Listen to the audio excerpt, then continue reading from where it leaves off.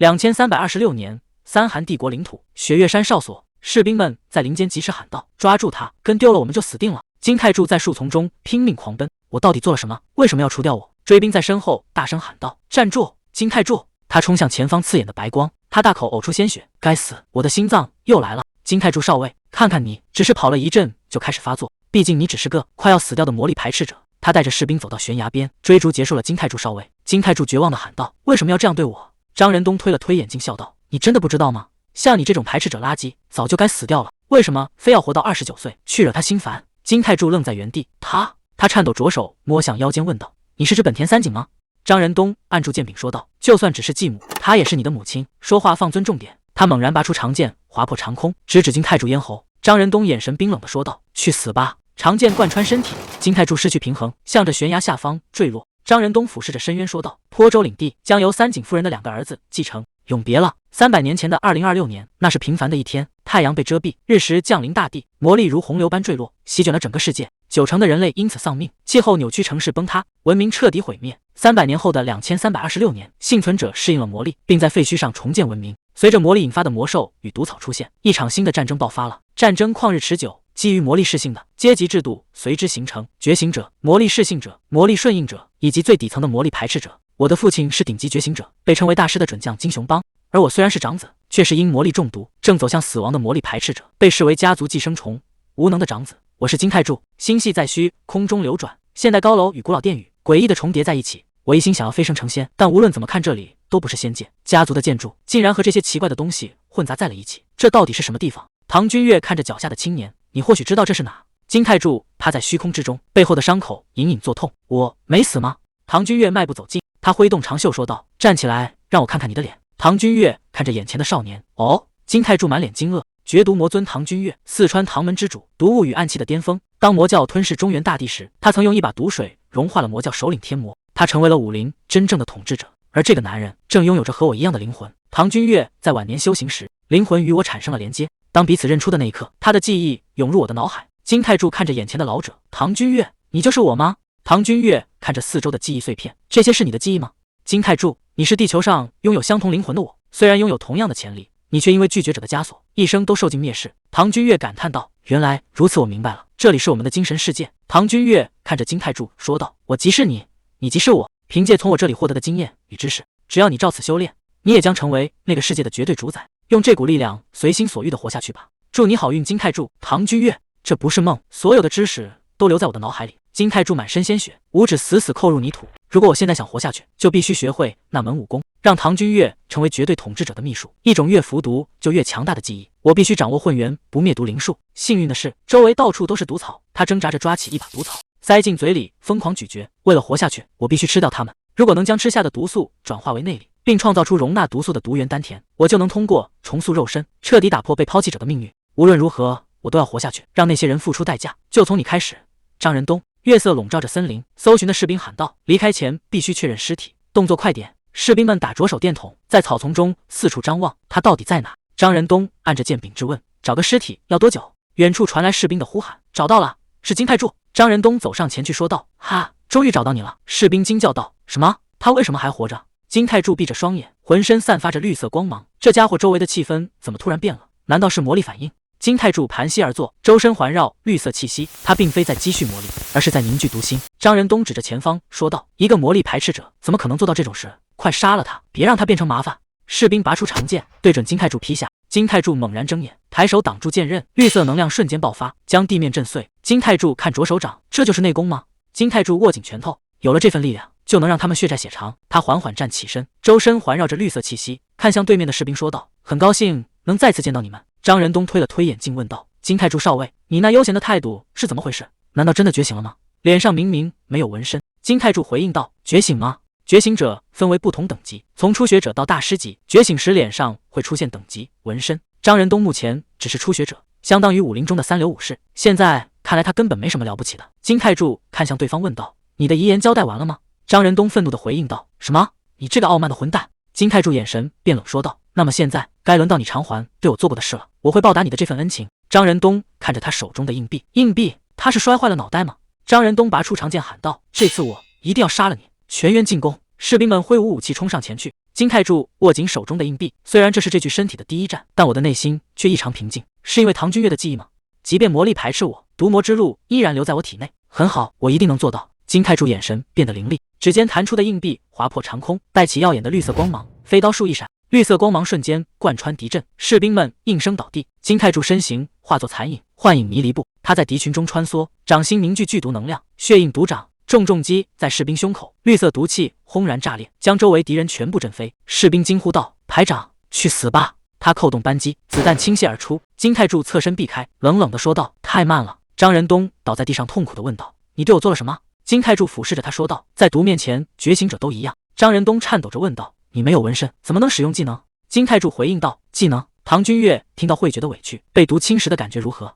你也觉得很肮脏吧？张仁东满脸鲜血的哀求道：“对不起，金少尉，请饶我一命。”金泰柱猛地掐住他的脖子，将他整个人提向半空。张仁东痛苦地挣扎着问道：“你知道谁在背后支持我吗？”张仁东艰难地挤出声音说道：“三井会。”金泰柱手上猛然发力，指尖溢出绿色的能量。张仁东的喉咙发出碎裂声，鲜血喷溅在金泰柱脸上。他随手丢开尸体，任由绿色的气息在周身环绕。金泰柱满脸鲜血，露出狰狞的笑容说道：“别担心，我可没打算就这么安静的死掉。”三韩帝国在魔力大灾变后建立的国家，整合了曾经的领土。金泰柱的家乡坡州也属于这里，那是一个贫瘠的小城。金雄邦坐在办公桌前问道：“什么？金泰柱退伍了？”下属低头回应道：“是的，部队里发生了一场暗杀。”金雄邦皱起眉头：“暗杀？”下属继续汇报：张仁东中尉在执行侦查任务时，在悬崖边袭击了金泰柱，但他幸运地活了下来，随后便退伍失踪了。张中尉一行人在逃亡时被魔兽袭击并吃掉了。金雄邦坐在办公桌后问道：“他们为什么要这么做？”根据调查，是受日裔军官的委托。金雄邦双手交叉抵住下巴。日裔？难道是三井？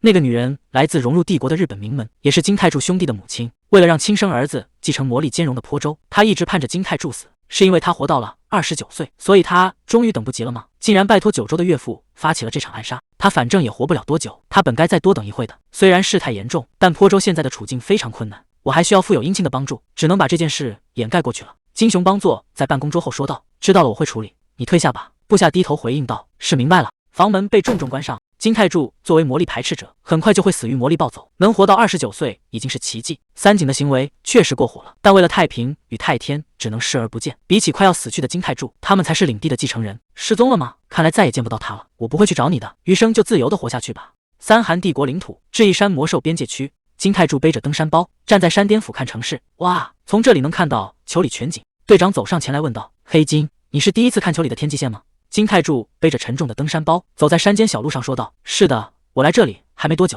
哦，这么说你不太了解这座城市？金泰柱有些尴尬地回应道：“啊，算是吧。”队长清了清嗓子说道：“300年前，球里自由城只是韩国的一个小镇，但在被三韩帝国吞并后，一切都改变了。这一山里的魔物层出不穷，讨伐成了家常便饭。于是皇帝将球里定为作战基地，并宣布这里为自由城。魔物副产品的税收被削减，甚至连非法活动也会被默许。随着管制解除，觉醒者们纷纷涌向这里，讨伐行动也全面展开。球里因此成了繁华的大都市。帝国2成的魔物副产品都产自这里，对于急需用钱的人来说，这里就是机会之地。”金泰柱打断了队长的话，说道：“行了，直接说重点吧。”队长笑了笑，继续说道：“但也正因如此，这里到处都是危险的罪犯，你可得保持警惕。”金泰柱笑着回应道：“哈哈，谢谢你的提醒。”队长看向远方说道：“如果你还有好奇的事，尽管问我。现在出发吧。”他虽然话很多，但确实给了我不少建议。不久之前，我在军队中遭遇了暗杀，张仁东带着士兵围堵我，在死里逃生之后，我被解除了职务，切断了所有联系。我开始寻找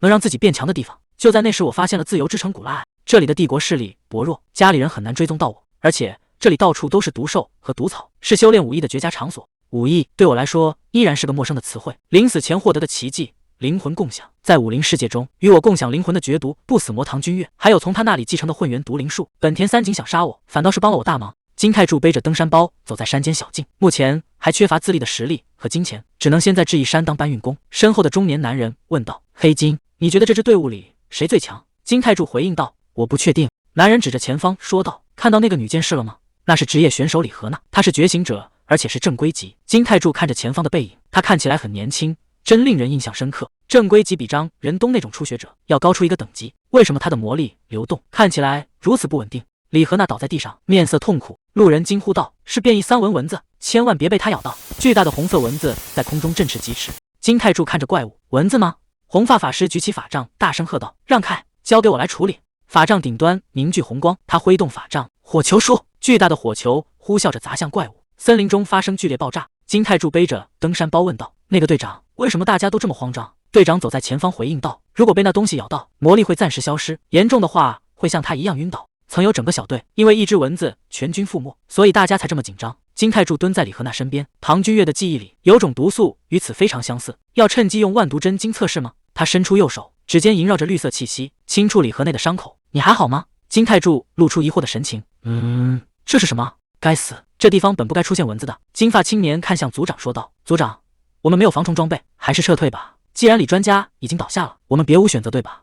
草丛中传来异响，族长警觉地看向四周，全员进入战斗状态。一只白色的兔子跳了出来，长尾棕兔处于食物链底端的魔兽，因繁殖能力极强，常被用于临床试验。族长松了一口气说道：“切，原来只是只棕兔啊！”众人紧绷的神经松弛下来。族长笑着挥手说道：“好了，大家放松点，我们回去吧。”一道寒光闪过，鲜血溅在族长的脸上，他发出一声惨叫，瞬间手身分离。树林中传出沉重的脚步声，伴随着阵阵腥风，有人惊恐地喊道：“是半兽人！”成群的半兽人冲出丛林，挥舞着巨大的石斧，发出震天的咆哮。红发女战士挡在众人身前，手中凝聚起炽热的火焰。“该死！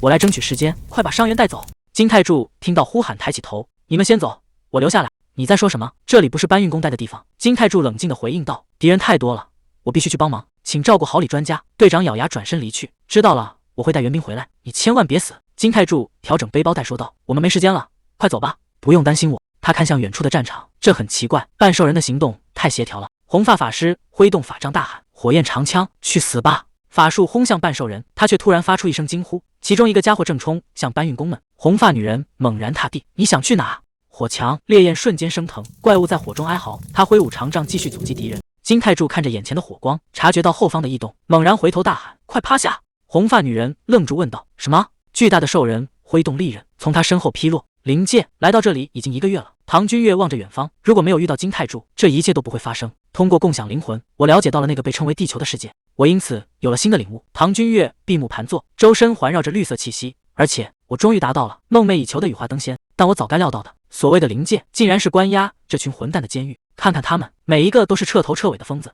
无论是宗门创始人，还是那些传奇大师，全都是一个样。唐君越看着远处的激战，那些家伙不过是冷血野兽，我竟然浪费了这么多年，最后却来到这种地方。不过换个角度想，或许正是当年的那段姻缘，才让我走到了今天。唐君越看着远方说道：“太柱，这段时间过得好吗？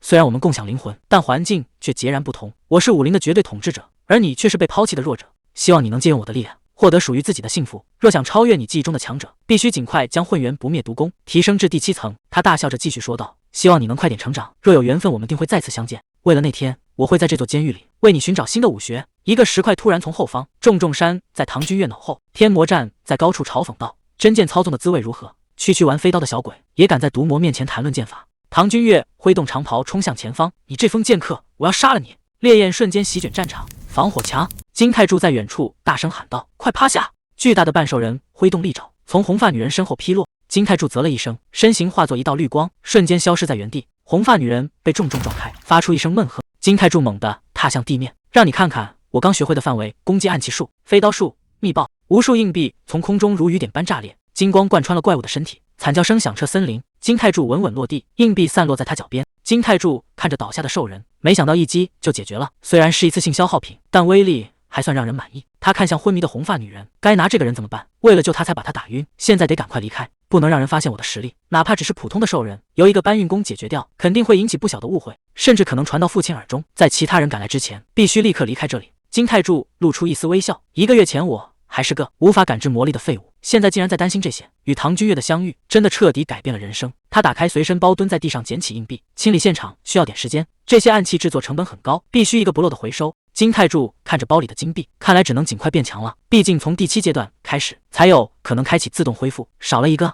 金太柱在树林间寻找，去哪了？我明明是往这边扔的。他看向树干，找到了，一只变异蚊子飞向金太柱，他眼神一冷，挥手握住。听说这一带不会出现变异3色蚊子，难道是刚才咬了那个人的那只？毒蚊叮咬在手背上，金太柱感受着毒素蔓延，体内的能量开始涣散。对于觉醒者来说，魔力会暂时消失，这毒素和武林中的化功散非常相似，武林中人一旦中招，内功就会被封锁。但这里的毒素更危险，完全没有解药，除了穿防护服，没有别的办法避开。如果能确定毒素成分，凭借唐君越的知识，或许能配制出解药，当然必须在地球上找到药性相似的草药才行。金太柱看着指尖的毒虫，既然没有别的办法，只能亲自尝尝看了。他张开嘴，将毒纹丢入口中。谢天谢地，成分很相似，只要能在智异山找到草药，我就能把它做出来。这里能闻到钱的味道，绝对会大赚一笔。回去之后得马上测试。远处传来沉重的震动声，金太柱警觉地看向前方，一只巨大的兽人挡住了去路。这种地方竟然会出现兽人精英！怪物发出了低沉的嘶吼。怪物盯着眼前的猎物，发出低沉的嘶吼：“杀！”人类巨大的体型，甚至能够开口说话，这一定是传闻中的觉醒种，魔兽中的精英怪。这里本不是他们的刷新区，从蚊子到兽人群，现在连精英怪都出现了。智异山到底发生了什么？杀！人类精英兽人咆哮着举起巨斧，向金太柱重重劈下。半兽人怪物挥动巨斧，重重砸向地面，碎尸飞溅，地面被劈开一道深坑。金太柱侧身躲避，真是令人难以置信。这种程度的攻击力，至少是专家级怪物。他伸手摸向腰间的口袋，指缝间夹住几枚金币。我的攻击技能可能对他不起作用，但还是先试探一下吧。金太柱纵身跃起，挥手掷出数枚金币暗器，暗器化作金色流光，精准击中兽人怪物，却在对方体表炸裂弹开。果然如此，连最强的暗器秘术一闪都没能奏效。他稳住身形落地，死死盯着眼前的强敌。雨落会分散攻击力，效果只会更差。血染毒长的毒会对这家伙有用吗？兽人怪物发出低吼，双眼闪烁着红光。怪物张开血盆大口，咆哮着冲了过来。该死，敌人在前，我到底在做什么？仅仅因为一次攻击无效，就开始犹豫了吗？如果被唐君越看到，他会觉得我有多可悲。金太柱攥紧拳头，绿色能量在指缝间炸裂。只是轻易解决了一群兽人，我就变得如此自大吗？无论什么挡在面前，我都会将其击碎。这就是绝命毒魔之道。金太柱掌心汇聚毒气，染血毒掌。他正面迎向兽人的重锤，绿色光芒瞬间贯穿敌阵，巨大的斧头砸入地面，激起漫天尘土。兽人怪物稳住身形，俯视着眼前的敌人，太浅了，根本没有伤到本体。既然已经变成这样，只能不断发动攻击了。他死死盯着前方的怪物，正要再次冲上前去，一道寒光瞬间划破空气，无数剑影交错而过。金太柱愣在原地，什么？巨大的精英怪物在眨眼间被切成碎片，竟然如此轻易的就宰掉了那个精英怪，这种实力绝对是大师级别的强者。我本该早点离开的，却被那个怪物拖住了，该找什么借口解释呢？李正学收起长剑，站在不远处喊道：“喂！”李正学看着满地尸体，冷声问道：“这是你做的吗？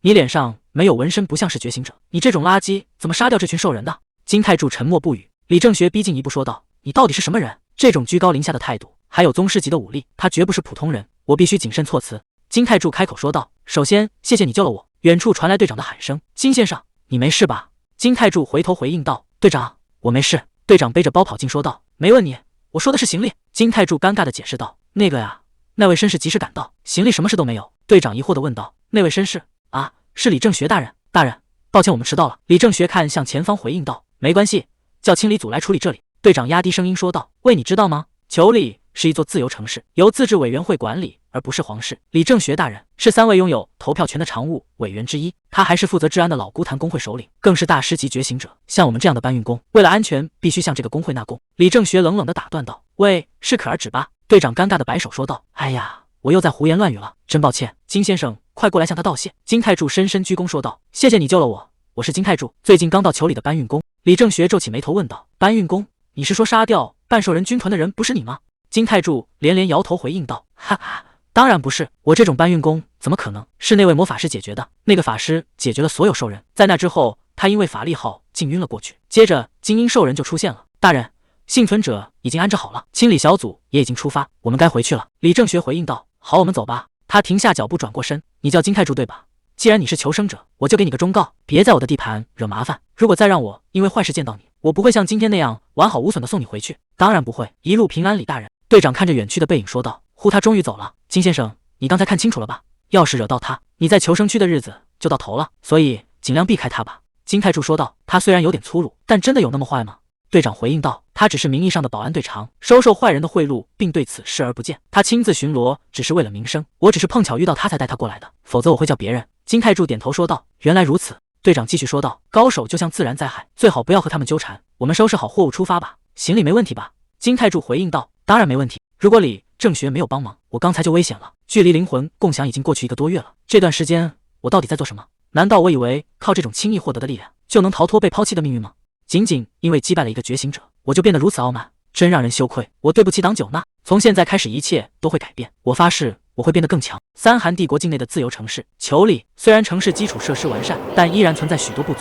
最典型的就是医院，这里几乎没有正规医疗设施，因为裘里太过危险，医生很少愿意来这里。市民们也倾向于避开他们。即便有少数医生，也大多是在别处惹了麻烦才逃到这里的庸医，因此药店自然而然的增多了。在球里这种背景下，药剂师被允许开具处方，他们可以开具并销售经由帝国食品药品安全部或自治委员会批准的药物。这里的生意相当红火，比起去不靠谱的医院购买疗效明确的药品，显然更加明智。这也是我来这里的目的，为了出售变异3文文专门使用的解毒剂。为了制作这些药剂，我整整辛苦了1个月，白天当搬运工赚钱，空闲时收集材料，晚上还要练习武艺。制作解毒剂需要极其精细的控制力，毒灵术达到3星是必不可少的条件。多亏了这段时间的磨练，我已经达到了3星，再也不用担心被人欺负。只要完成这笔交易，钱的问题也能迎刃而解。金泰柱抬头看向药店，露出自信的微笑。没错，现在是时候变富有了。推开店门，门铃发出清脆响声。金泰柱走进药店，店员热情地招呼道：“欢迎光临，这里是巴克斯药店，您需要什么？止血剂还是法力恢复药？”金泰柱走到柜台前问道：“主管在吗？”店员愣了一下，回应道：“什么？”金泰柱微笑着说道：“我不是来买东西的，我是来卖东西的。”白红表从货架后走出来说道：“我就是这里的主管白红表，有什么事可以跟我说。”金泰柱一边翻找背包，一边说道：“你好，我来是想卖一种我自己研发的药。”白红表整理着货架说道：“又是推销员吗？每天都有新面孔，我不感兴趣，请离开吧。你看上去刚来这不久，如果想赚钱，就去劳动力市场看看。”金泰柱从包里拿出一瓶药水，说道：“这是变异3代会库文专门的解毒剂，你确定不买吗？”白红表停下动作问道：“什么解毒剂？”金泰柱晃动药瓶，回应道：“变异3代会库文解毒剂，直接喝下去就行，甚至可以提前服用，药效长达10小时。”哦，是真的吗？白红表愤怒地吼道：“如果你想骗人，至少找个现实点的借口。蚊子解毒剂，你这臭小子！”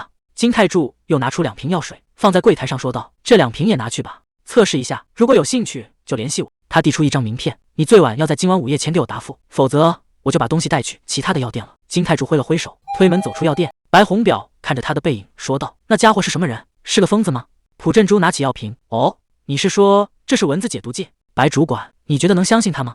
白红表接过药瓶回应道：“我不确定，得测试过才知道。3韩帝国顶尖药企都放弃了蚊子解毒剂，我本不该抱有期待，但那家伙过分的自信总让我有些在意。”店员急忙喊道：“朴队长，快放下那个！”朴振珠笑着说道：“不是说要测试吗？”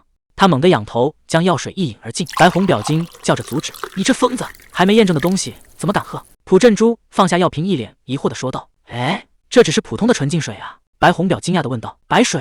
你是个喝过各种药水的药罐子，难道感觉不到一点药力吗？”朴振珠继续说道：“就像主管说的，我喝过不少药水，如果是解毒剂，我应该能感觉到能量，但这只是白水，害我白高兴一场。”他将药瓶扔进垃圾桶，说道：“看吧，我已经帮你验证过了，他就是个彻头彻尾的骗子，把剩下的也扔了吧。”白红表看着箱子里的药瓶，难道他只是每天都会出现的那种骗子吗？朴振珠将购物篮放在柜台上，说道：“我要结账，你们现在要去狩猎吗？”朴振珠回应道：“是的，今天要去猎青蛙，因为测试那个骗子的药，我们已经迟到了。”店员说道：“一共是325万韩元。”朴振珠抱怨道：“价格又涨了，真是贵得离谱，我会全额支付的。”白主管，我们要出发了。白红表将药水扔进垃圾桶，祝你们一路平安。森林中传出巨响，巨大的剑齿雕发出咆哮。朴振珠惊恐地喊道：“哇呀！为什么剑齿雕会出现在这里？”黑甲女剑士挥动长剑：“呵呀！组长，后方已经清理干净了，快撤退吧！我也被蚊子叮了，麻痹感正在扩散。”朴振珠挥动巨剑回应道：“我知道，再坚持一下，只要干掉这家伙就结束了。变异蚊子如果再被叮咬，毒素会不断堆积，打乱魔力，导致瘫痪。如果连我也倒下，这支队伍就彻底完了。护盾正在变弱，难道我也中毒了？到底是哪里出了问题？明明为了应对蚊子，特意准备了防虫服。对了，是因为在狩猎场里突然出现了剑齿雕，我们的防护服瞬间被撕成了碎片。作为队长，我本该更加集中精神，可我陷入了恐慌，甚至连自己也受了伤。被那些蚊子叮咬后，我们试图撤退，但这些雕挡住了去路，逼得我们只能拼命。如果能杀掉这家伙，大家就能活下来。难道就要在这里结束了吗？”黑发女人惊叫着喊道：“队长，小心！”朴振珠猛然惊醒，一只魔兽飞扑而来，蓝色护盾瞬间炸裂，碎片四散飞溅。朴振珠稳住身形，真奇怪，只有护盾强化破碎了，我的力量并没有减弱，魔力也依然充沛。难道说那个解毒剂是真的吗？振作起来！他握紧剑柄，冲向眼前的怪物。如果解毒剂是真的，就值得一试。夜晚的药店门口，铃铛清脆作响，朴振珠推门而入，大声喊道：“白先生！”白红表转过身回应道：“我们已经打烊了。”是朴队长吗？朴振珠焦急地大喊道：“早上的那种解毒剂多少钱？全部卖给我，我全都要了。”古来市场，商贩大声喊道：“便宜卖了！刀雕肉对男人大补，只要500万韩元。”另一名商贩喊道：“定制魔兽甲壳铠甲5000万韩元起。”金泰柱走在市场中，我只在坡州和雪月山住过，第一次见到这么大的市场，真是令人眼花缭乱。休假果然是正确的选择。为了制造文毒解毒剂，必须将毒灵数提升至3阶，只有精准操控内力，才能从药草中提取成分。或许是因为过度劳累，毒心在3阶后负荷过重，现在需要一段时间来消化毒素，让身体进入稳定期。而且，白红表坐在咖啡馆内，兴奋地拍着桌子说道：“签合同吧，这些我全买了。”金太柱端起咖啡问道：“看来药效很不错。”白红表激动地回应道：“当然，这药能彻底改变智异山的狩猎局势。真没想到您是这样的贵人，之前竟然还把你当成疯子。”什么？白红表回应道：“没什么，目前的产量是多少？你手里的货够吗？”大约有6万瓶。白红表惊讶地问道：“如果你全部卖掉呢？”金太柱微笑着说道：“当然可以，随时都能追加生产。”白红表递出合同说道：“太棒了，这是合同，我把单价定在5万韩元，成本是1万韩元，我会帮你处理药品审批和专利手续，每瓶成本甚至不到100韩元，这根本没必要提起。”金太柱看着合同说道：“条件不错，首批6万瓶就是30亿。”白红表指着合同回应道：“扣除10%的税，一共是27亿，税率竟然只有10%，不愧是自治城市。”金太柱握着笔在协议上签字说道：“就这么办吧，我会以3万5千韩元为你独家供应1年。”白红表摆摆手：“没必要给我这么便宜，你经营着一家孤儿院，传闻到处都是，九来是所有孤儿的父亲。”白红表听说你用药房的利润经营着孤儿院，我也想出一份力。金太柱递过协议说道：“作为交换，能提供一个制造场所吗？”白红表露出感动的神情说道：“当然可以，我刚好有个完美的地方。”他真是个圣人。金太柱伸出手说道：“那就这么定了，期待与你合作。”白红表握住他的手回应道：“彼此彼此。”成功签下解毒剂合同，并收到了一笔丰厚的定金。金太柱趁着休息日来到著名的古来市场，打算购买一些装备。一名壮汉挥手喊道：“嘿，那边的年轻人，你需要武器吗？”金太柱停下脚步问道：“是在叫我吗？”壮汉展示着结实的肌肉，大声说道：“没错，我们店是这附近最好的，别走远了，就在这里买吧。看你长得这么帅，我会给你特别优惠的。”金太柱连连摆手说道：“不，我真的不需要。”一只粗壮的手猛地抓住他的肩膀，铁匠凑近调侃道：“真冷淡啊，至少看看货吧，又不会看坏。”金太柱被吓了一跳，等一下，铁匠推着他往前走说道：“走吧，去我那充满梦想和浪漫的小窝。”金太柱被推得踉跄，没有纹身，应该是生活系铁匠，但这股力量是怎么回事？我正运行着3阶内功，竟然被轻易推着走，难道他是隐藏的高手？货架上陈列着精良的盾牌与长剑，铁匠指着武器问道：“怎么样，很不错吧？”金太柱看着满屋兵器，惊讶地问道：“哇，这些都是你亲手做的？”铁匠自豪地回应道：“那是自然，我可是这城里最棒的。”金太柱环视店内武器，他没开玩笑，这里的品质确实出色，看来不能只看外表。他递出一张图纸，说道：“既然如此，能帮我制作100个这个吗？”铁匠接过图纸，仔细查看。柳叶飞刀，作为投掷刀来说太小了，你是要自己用吗？金太柱点头回应：“是的。”铁匠摸着下巴思考，为了保证投掷威力，材料应该选用魔力钢。金太柱问道：“你能做出来吗？”铁匠看着图纸说道：“当然可以，但因为材料短缺需要点时间，这样也没关系吗？”金太柱回应道：“没问题。多少钱？”光头铁匠算着账目说道：“材料费加人工费，看你长得帅给你打个折，一共2亿5千万。今天先付10%定金。”金太柱看着手中的卡，100个一次性暗器就要2亿5千万。虽然早有预料，但练武真的很烧钱。他抬头看向铁匠说道：“我会一次性全额付清。”铁匠站在店门口喊道：“样品做好了，会寄到这个地址，欢迎下次光临。”金太柱挥手回应道：“那就拜托你了。”柳叶飞刀比预想中更容易弄到手，接下来需要找护甲了。他走在繁华的街道上，为了像唐君越那样在衣服里藏毒和暗器，难道还要定制长袍吗？路人指着他窃窃私语，看那个人穿的是改良韩服吗？金太柱感到有些局促，还是选现代风格吧，那样穿太尴尬了。除了长袍，还有什么能代替现代防具吗？一名店员递过一张传单，说道：“打扰一下，烈焰精品店推出了魔兽皮革护甲，今天还有大衣展示，请进店看看吧。”金太柱接过传单，魔兽皮革制成的大衣，如果是这种衣服，确实可以代替长袍。三韩帝国领土，自由城市丘陵，红色双层巴士穿过街道，那就是城堡吗？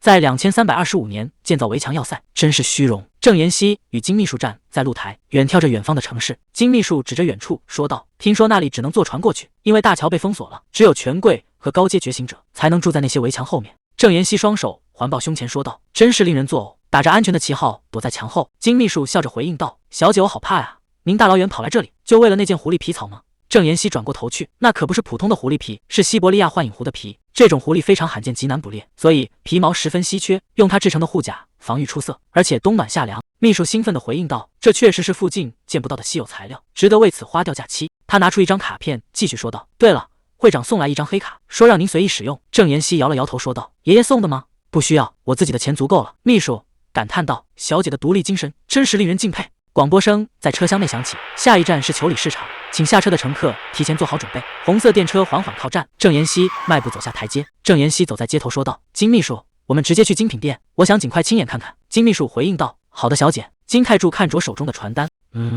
用怪物皮做的外套确实可以代替长袍。店员正在向顾客介绍，如果您想把这件大衣改成这样的话。金泰柱推门走进店内，说道：“你好，外面有人指引我来这里。”店员转过头，请稍等，小姐。金秘书看着走进来的客人，不速之客进来了，难道也是为了这件大衣吗？店长踩着高跟鞋走出来说道：“欢迎光临，很高兴您能光顾烈焰精品店。”他看清来人的脸，惊讶地停下动作。哦，你是那时候的搬运工金泰柱吗？金泰柱疑惑地看着对方问道。抱歉，我不确定你是哪位。店长微笑着回应道。你不记得了吗？1个月前受人袭击时的那名法师。金泰柱惊讶地回应道。啊，你竟然记得我。法师小姐来这里做什么？店长笑着说道。这是我的主业，狩猎只是空闲时的副业，很高兴能在这里见到你，我一直在找你。金泰柱后退一步说道。哈哈，为什么要找我？当时你受了不少苦，保重，我要先走了。当初把击杀兽人的功劳全部推给这名法师，是为了能低调的生活。如果他醒来后说出真相，我也已经计划好，直接搬去其他的据点，趁他还没追问发生的事。现在溜走才是上策。店长伸手抓紧金泰柱。等一下，他看着金泰柱问道：“那个当时救了我的人是你吧？”泰柱，芦苇党工会问我是不是我杀光了半兽人，然后因为魔力耗尽晕倒。我想你那样说肯定有原因，所以就顺着他们承认了。金泰柱回应道。我想这中间有误会，搬运工怎么可能杀掉半兽人？我当时也晕过去了。店长轻声回应道。老实说，我不知道你为什么要帮我，但我真的很感激，多亏了你，我才能找回队长和爱人的遗体。我是真心的谢谢你。店长掩面哭泣。金泰柱有些不知所措，我该怎么接受这份谢意？当时确实是为了救人，但也是为了测试自己的技术，那也是目的之一。像我这样的人，真的值得他感激吗？金泰柱劝慰道。请等一下，魔法师小姐，请先冷静点。店长擦去眼泪说道。让救命恩人感到为难了，对不起，打扰了。你们还要留我们小姐到什么时候？店长急忙转身道歉。对不起。他突然跪倒在地，膝盖重重撞在木地板上。真的很抱歉，但您选的那件大衣绝对不能卖。金泰柱愣在原地。大衣？秘书愤怒地质问。开什么玩笑，尺寸都量好了，现在才说不卖了吗？你知道小姐为了过来挤出了多少宝贵时间吗？店长面带难色说道。我明白，但我店里最珍贵的这件大衣就是小姐正要买的那件，刚才确实还可以出售，但现在必须把它给别人了。郑妍希看着对方，店长继续说道。我会亲自补偿这次的损失，真的很抱歉。秘书难以置信地回应道。事到如今竟然还是坚持不卖吗？郑妍希转身离去说道。够了，我们走吧。秘书在身后喊道。小姐等一下，你不是很想要那件大衣吗？郑妍希头也不回地回应道。没关系，他只是说有更需要他的人。金泰柱看着郑妍希的背影，那不是重要的客人吗？看来我让你感到为难了。店长摆了摆手说道。别担心，反而是我该道歉让你受惊了吧？金泰柱有些困惑地问道。不过为什么突然不卖那件大衣了？店长轻笑一声说道。泰柱，很多人说你反应迟钝吧？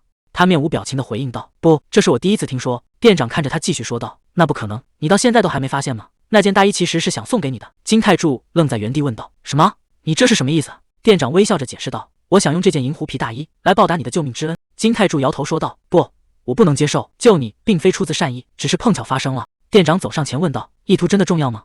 重要的是我活了下来，而且我欠你一个人情，如果这让你感到负担，下次就去救更多的人，请别让他们像我的搭档那样毫无意义的死去。金泰柱闭上双眼，这辈子从未体验过被人这样真诚的感谢，过去只有指责和蔑视，对我来说那才是常态。说实话，这种状况确实让人有些压力，毕竟我帮他并非出于善意，但是这种感觉并不坏。好吧，既然你这么说，那我就感激的接受了。太好了，快进来量一下尺寸。仙剑。冬兵躺在虚空中叹了口气，哈，真无聊，这算哪门子仙剑，简直无事可做。每个人都穿着一样的长袍，一样的白头发，一样的白胡子，全都是老头子。冬兵看向远方，啊，不过那家伙倒是不太一样。唐家那家伙虽然也来自武林，但确实与众不同。他突然开始谈论异世界的风格，改变了发型，修剪了胡须，还穿上从未见过的衣服，叫什么来着？起初他还在努力适应，现在看来是彻底疯了。武林中人都称他为毒魔，或许他本就是个疯子，来自另一个世界的疯子。真是无聊，要不要问问那家伙？如果我也换身衣服，或许生活就不会这么枯燥。一个人疯太寂寞，两个人一起疯才有趣。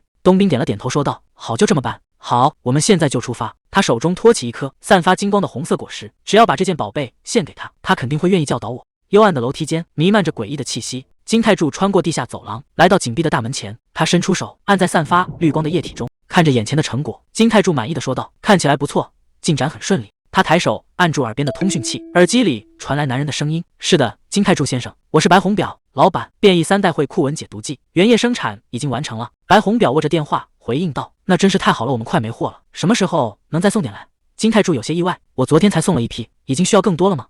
药效的名声传开了，人们像疯了一样涌过来。白红表看着混乱的店面，囤货是个严重问题，库存很快就会耗尽。药店里挤满了人，路人愤怒的大喊：嘿，不要插队，快点打包，我全都要了。囤货，金泰柱露出微笑说道：“发布公告，就说供应会保持稳定，并且每人限购2瓶。我会照办的。但人气爆发的这么快，仿冒药可能会提前出现，这样也没关系吗？”金泰柱拧开瓶盖说道：“没关系，虽然以后可能会有，但现在绝不可能被仿制。就算出现了仿制品，我们只要再开发新药就行，除非对方也会万毒真经，否则不可能复制成功。”电话那头的白红表回应道：“明白了，那我们会通过控制销量来争取时间，供货就拜托你了。”金泰柱叫住对方问道：“老板，包装机什么时候能到？现在包装比生产更费时间，今天又要手动包装2万瓶，我已经1周没回宿舍了，一直被困在这里。”白红表尴尬的回应道：“我会尽快处理的。”2个孩子站在紧闭的大门前，哥哥你不能进去，听说这里闹鬼。小男孩推开他的手说道：“安静点，哪来的鬼？肯定是有个乞丐住在这里，我要把他赶出去。”小女孩缩着脖子问道：“万一不是乞丐，真的是鬼怎么办？”小男孩指着大门喊道：“都说了不是，只是个抢走我们秘密基地的臭乞丐而已。”沉重的金属转轮缓缓转动，大门开启缝隙。小男孩惊讶地喊道：“门打开了！”金泰柱推着高叠的货箱从黑暗的雾气中现身，双眼闪烁着异样的光芒。他露出微笑说道：“你们好。”2个孩子发出尖叫，惊恐地向后退去。是臭烘烘的妖怪！哥哥等等我！金泰柱看着他们逃跑的背影，真是过分！我好不容易按时包装好，准时赶了出来，结果竟然被当成臭妖怪！我明明是个正常人。他低头闻了闻自己的手臂，虽然确实1周没洗澡了，但我真的有那么臭吗？金泰柱面露难色，该怎么办？如果想准时见到老板，现在就要出发，但就算迟到，是不是也该先洗漱一下？身后传来脚步声，你是金泰柱对吧？白瑞妍抱着纸箱走近，听父亲说你们在合作解毒剂生意。金泰柱回应道：“是的，我是金泰柱，请问你是？”白瑞妍自我介绍道：“很高兴见到你，我是白瑞妍，来自白氏孤儿院。孩子们说地下室有鬼，所以我下来看看。”金泰柱若有所思：“鬼吗？我明白了。”白瑞妍放下纸箱说道：“另外，我是来送这个的。”金泰柱接过箱子说道：“MX 武器店的原型机吗？我现在正好需要这个，谢谢你，白瑞妍小姐。”白瑞妍脸红着说道：“请继续和我父亲保持良好的关系。”他带着孩子们离开前记得去1楼淋浴室洗个澡。孩子们，我们走吧。金泰柱回应道：“好的，再见。洗澡前要先检查一下吗？”现代版的柳叶飞刀真是让人期待。他拆开纸箱，里面整齐摆放着武器，还有一封信。有一张纸条：“亲爱的，这是原型机，试用后告诉我还有什么地方需要改进。”金泰柱看着纸条，身体不由得剧烈颤抖。金泰柱从盒子里取出飞刀，成品看起来相当不错，既锋利又坚固，重量和手感也都很完美。既然柳叶飞刀做得这么好，真让人期待那件大衣完工后的样子。红发女人笑着说道：“这个就免费送给你吧，等大衣做好了，我再联系你，到时候见。”那可不行，既然赚了钱，就该好好付账。时间已经过去了，我必须快点。他推着装满货物的推车离开。我必须先洗个澡。这一山魔物国境地带，金泰柱走向林中空地，队长挥手喊道：“金先生，欢迎你。”金泰柱走近后说道：“抱歉，我是最后一个吗？让你们久等了。”队长笑着回应道：“完全没有，我们也才刚到，这么突然叫你过来，真是谢谢了。”金泰柱微笑着说道：“别这么说，你以前帮了我很多，这点小事不算什么。”张元俊按住刀柄喊道：“喂，你这家伙！区区一个搬运工，竟然最后才到，你应该跪下求饶才对。看着你们亲热的样子，这里是社交聚会吗？”金泰柱冷冷地回应道：“你过分了，我并没有迟到，为什么要道歉？瞧瞧这家伙，居然还敢顶嘴！一个连纹身都没有的搬运工，大概只是个普通觉醒者，哪来的自信？非要我割掉你的一块肉，你才肯求饶吗？”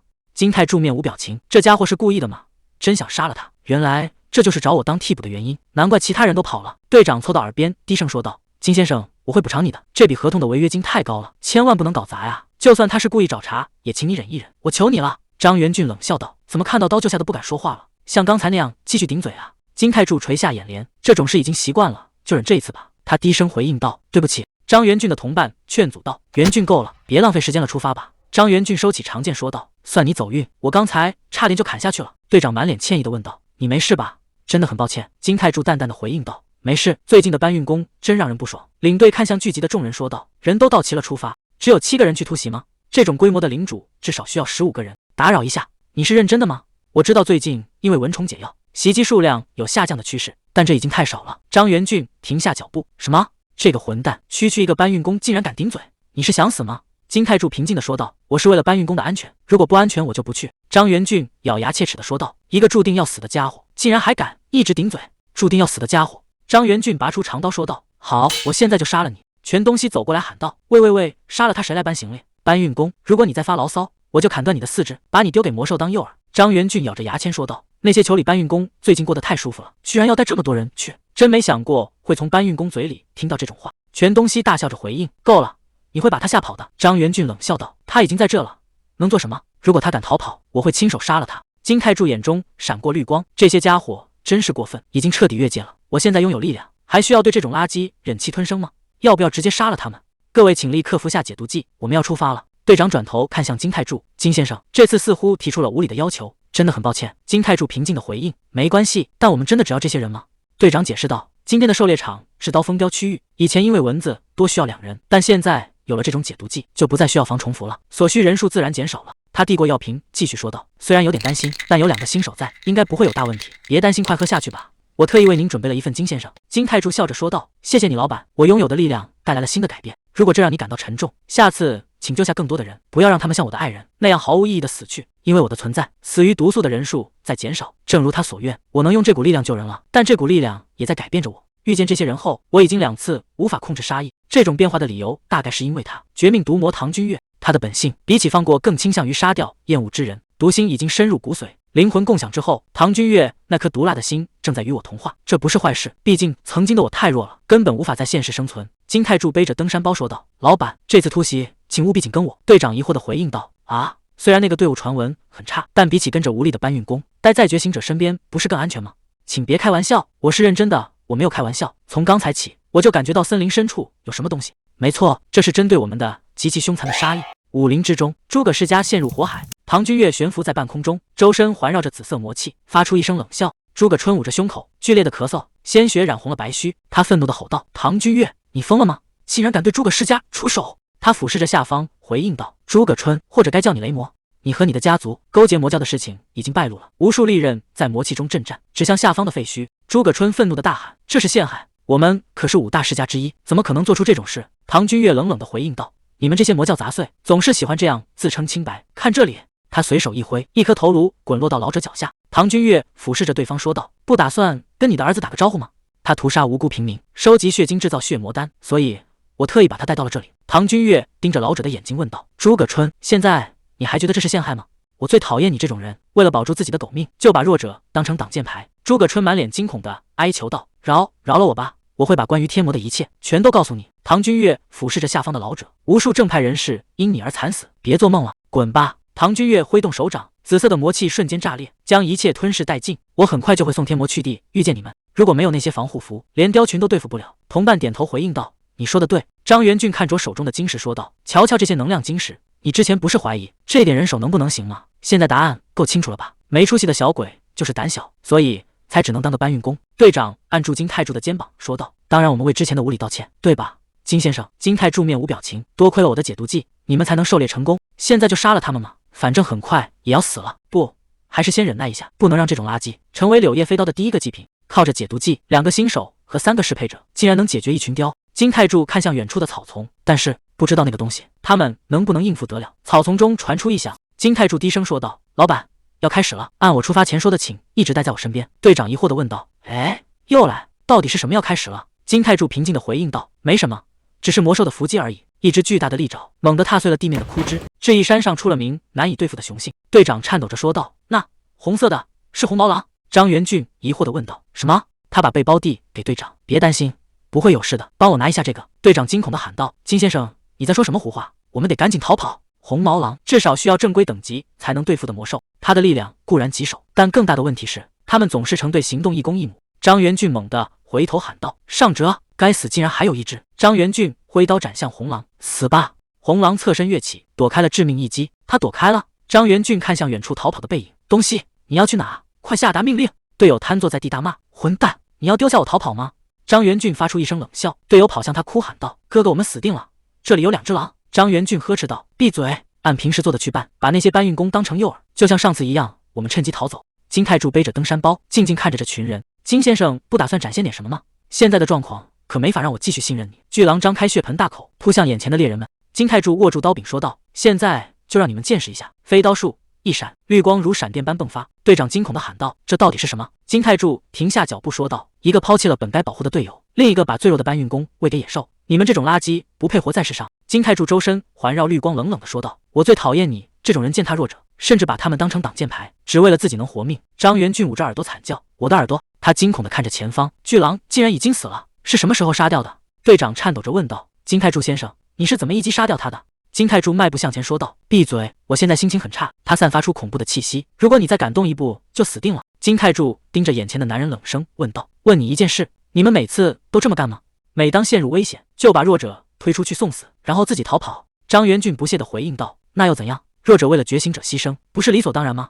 果然如此，金太柱眼神冰冷地说道：“那你们也体验一下吧。”红色巨狼发出一声咆哮，扑向惊恐的两人。金太柱站在高处俯视，战斗吧！张元俊愣在原地。什么？金太柱坐在岩石上说道：“我已经解决了一个，剩下的那个就交给你们了。”全东西捂着伤口吼道：“胡说八道什么？你以为动了觉醒者还能全身而退吗？”旁边的女人哀求道：“请杀了他，我会给你丰厚的报酬。你不是很强吗？”全东西回头骂道：“闭嘴！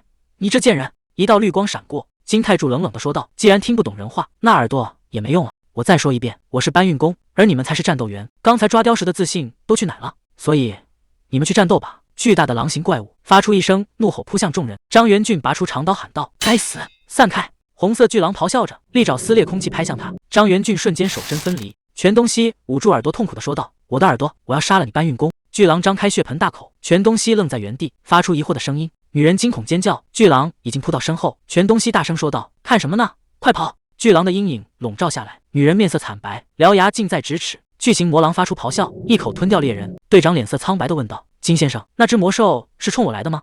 金太柱坐在高处岩石上，俯视着下方说道：“如果你刚才直接离开，我本可以放你一条生路。看来轻易杀掉几个垃圾，给了你不少自信。明明刚才已经让你见识过我们之间的等级差距了。既然如此，那就没办法了。”金太柱从高处跃下，周身环绕起绿色能量。“那你只能去死了！”绿色光芒瞬间炸裂，将巨兽彻底吞没。队长看着眼前的惨状，他连纹身都没有，本以为只是个普通人，竟然拥有这种力量。既然这么强，为什么要当搬运工？难道上次击败兽人的不是那个魔法师，而是金先生吗？他为什么要隐藏实力？金太柱踩着碎石走来，活动着手腕说道：“一直都在制作药剂，偶尔使出点力气，感觉真爽啊！”队长惊恐地跪倒在地。如果他想杀人灭口，目击了一切的我……金太柱疑惑地问道：“老板，你没事吧？”队长猛地磕头喊道：“饶了我吧！”金太柱愣在原地。什么？金太柱挠着头说道：“别这样，我为什么要杀你呢？”老板，队长趴在地上问道：“真的吗？”金太柱看着他说道：“请起来吧，有哪里受伤吗？”队长急忙起身回应道：“不，完全没有，就算有我也没受伤。”金太柱微笑着说道：“那太好了，那么我可以拜托你一件事吗？”队长举起手回应道：“请尽管吩咐。”金太柱眼神阴冷地说道：“今天发生的事。”队长浑身颤抖地回应道：“发生了什么？我什么都没看到。”金太柱转过身说道：“谢谢，我们现在下山吗？”队长紧跟在后回应道：“好的，我们快走吧。”地上横着几具尸体，鲜血染红了泥土。如果留下这些尸体，魔兽会处理掉他们，就像上次在雪月山一样。虽然不是我亲手杀的，但我导致了他们的死亡。即便如此，我也没有任何负罪感。无论是作为绝毒魔唐君越，还是作为金太柱，那些利用弱者当盾牌，只为保全自己的人渣都必须死，因为他们和诸葛家族一样，都是无可救药的垃圾。古来城 YJ 制药总部大楼会议室门前，李吉浩重重拍向桌面，愤怒的大声吼道：“这真的可以接受吗？我们的销售额减少了一半！该死的金太柱和白药店！自从解毒剂上市后，人们都跑去那里买药了。”李吉浩继续说道：“我们的店都空了，早就该把那家破店铲除。”吴南福冷静地回应道：“你以为我们不知道吗？在这一带200家药店中，我们占据了70%份额，剩下的属于天王生物，唯独白药店无法被收购。你应该知道原因吧？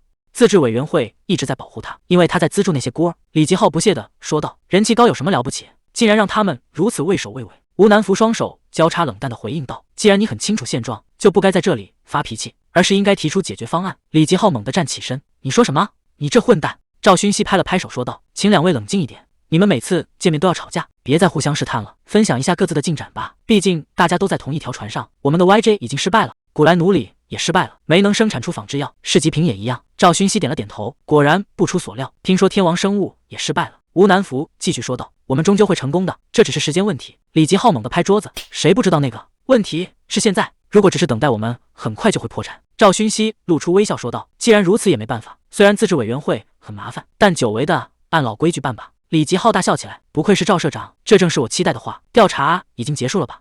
赵勋熙按下了桌上的按钮：“呵呵，看这里。”解毒剂开发者名叫金太柱，今年29岁，他是坡州领地金熊帮准将的长子，以军官身份退役。吴南福惊讶地说道：“等等，如果是金熊帮准将，那可是大师级人物，这家伙背景太惊人了。”赵勋熙摆手说道：“啊，他没什么大不了的，那些只是表面信息，真正的故事现在才开始。根据情报显示，虽然他的父亲是大师，但他本人却是魔力废柴。金太柱被赶出家门后，甚至隐瞒身份入伍，他的生母已经去世。金熊帮的新妻子是日裔的本田三井，他有2个自己的孩子，据说他想要金太柱死。”李吉浩笑着说道：“啊，我明白了，典型的豪门恩怨，他肯定和家里断绝联系了吧？”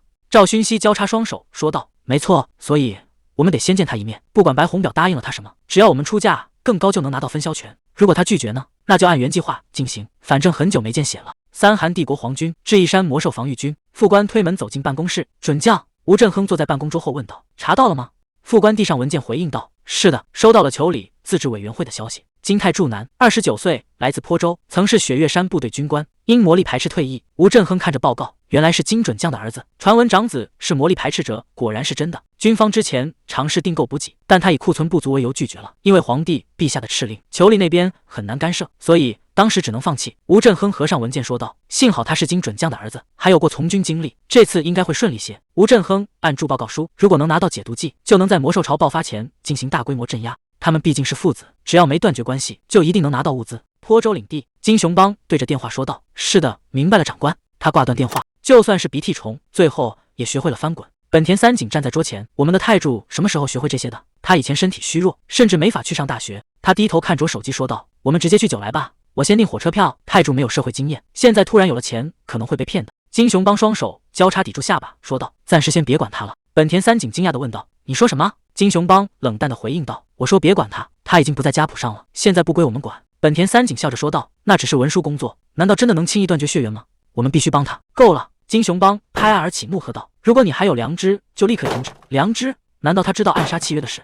就算知道也无所谓。张仁东已经死了，没有任何证据，那至少给他打电话，让他向军方提供解药。他们说，如果我能说服他，就会帮我晋升。”他俯身逼近，继续说道：“你觉得九州的父亲还会支持坡州地产多久？九州现在也很挣扎，太平和、泰川的学费都快交不起了，他们的未来怎么办？难道金泰柱是你唯一的儿子吗？”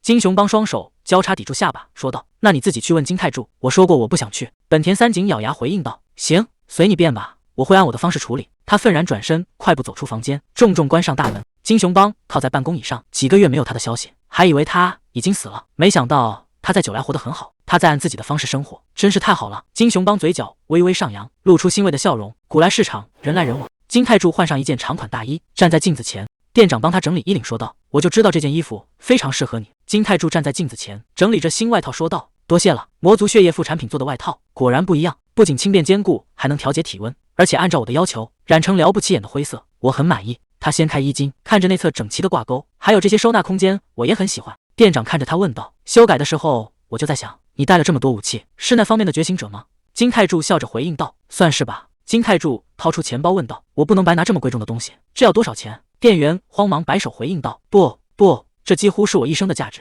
请直接拿走吧。”金泰柱看着店长说道：“你把原本要给别人的东西给了我，那对你来说一定很尴尬。”店长笑着回应道：“如果是二小姐的话没关系，我后来打听了一下，已经送了她别的东西。既然如此，从这里到那里的东西我全都要了。”店长惊讶地问道：“什么？”金泰柱递出黑卡说道：“这些很适合送给孤儿院，也能增加你的业绩，请全部结账吧。”店长微笑着回应道：“既然你这么说，好吧，请稍等一下，我会把东西都包好。”他是个真正的觉醒者，和我以前见过的垃圾完全不同，真是个好人。店门铃声响起，赵勋熙走进店内，说道：“原来你在这里，金泰柱先生，我一直在找你。”赵勋熙递出一张名片，说道：“很高兴见到你，我是 YJ 制药的 CEO 赵勋熙。”金泰柱面无表情地看着对方，没有伸手去接名片。赵勋熙收回手，笑了笑，说道：“哦，我来的不是时候吗？不打算回答吗？”哈哈。金泰柱站在屋内问道：“既然知道我是谁，你想要什么？又是怎么找到我的？”赵勋熙露出微笑说道：“在九来没有药剂师协会不知道的事，我就直说了。我有一个请求，请为我们也提供毒素解药。”金泰柱反问答：“这是请求还是威胁？”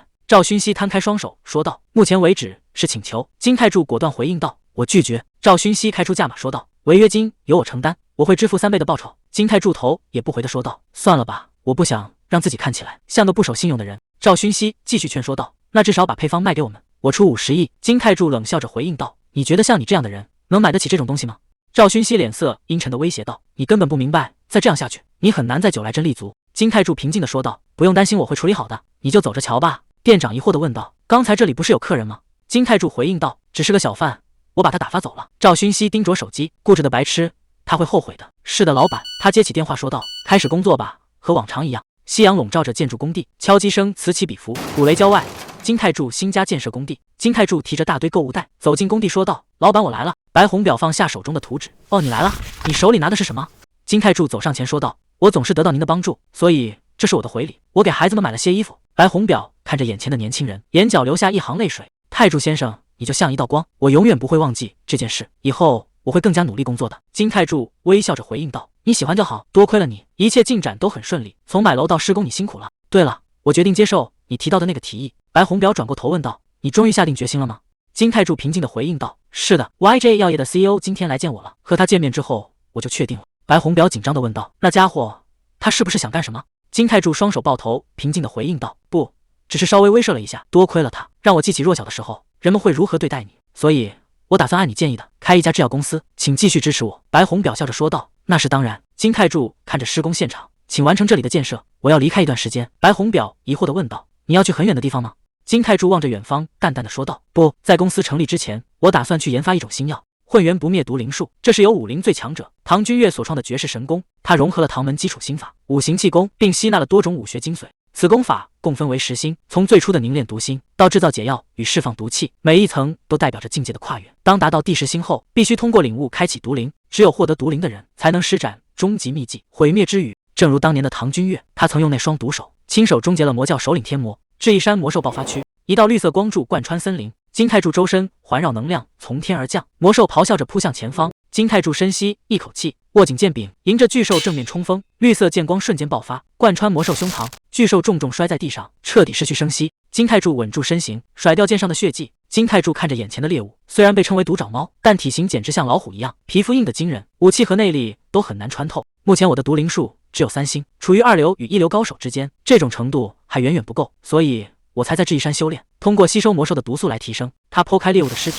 这个毒囊相当大，因为共享了唐君越的知识，这种修炼对我来说就像复习。既然已经掌握了感悟，只要持续吸收新的毒素，就能迅速成长。之前因为身体无法承受，才在3星境界停留了许久，现在身体已经稳定，是时候进入下一个阶段了。如果能吸收那只孢子毒露，我一直瞄准的目标啊，对了，得把飞刀收回来。你们知道这些有多贵吗？他跑向倒下的猎物，弯腰回收武器。孢子毒天鹿是一种性格温顺的魔兽，背上长着2个像骆驼一样的驼峰。这种温顺生物之所以恐怖，是因为它们死亡时，驼峰会发生爆炸，散布出微小且剧毒的孢子，紫色毒雾瞬间弥漫森林。金泰柱站在森林中，周围漂浮着紫色毒球，这就是传闻中能融化防毒面具滤网的毒吗？暴露在空气中，竟然要1个小时才能消散。他伸出手指触碰毒气，指尖冒出紫色烟雾。果然名不虚传，这是我见过最强的毒，不能浪费这么珍贵的东西。金泰柱张开双手，周身环绕起绿色能量，将周围的毒气强行吸纳。集中精神，金泰柱凝视着掌心，压缩毒气，将其吸入体内。如果能通过毒灵术把这些能量转化为内功，第4星，他盘膝而坐，任由绿色光芒环绕全身。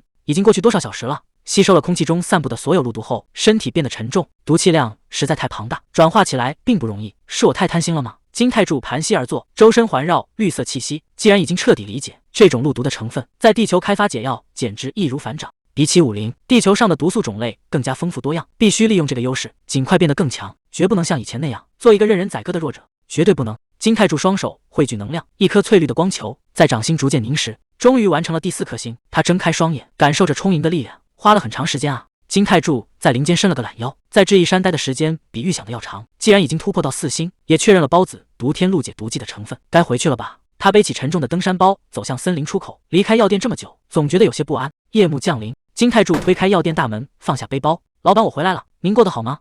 看来一件商品都没剩，生意依然很红火呀。白红表抬起头回应道：“哦，泰柱，你终于回来了，已经过去15天了，电话也打不通，真是让人担心。”年轻店员轻声说道：“欢迎回来，泰柱哥。”金泰柱有些抱歉地说道：“对不起，为了训练和开发解毒剂，我把手机关了。”他看着空荡荡的货架问道：“大家脸色怎么这么难看？出什么事了吗？”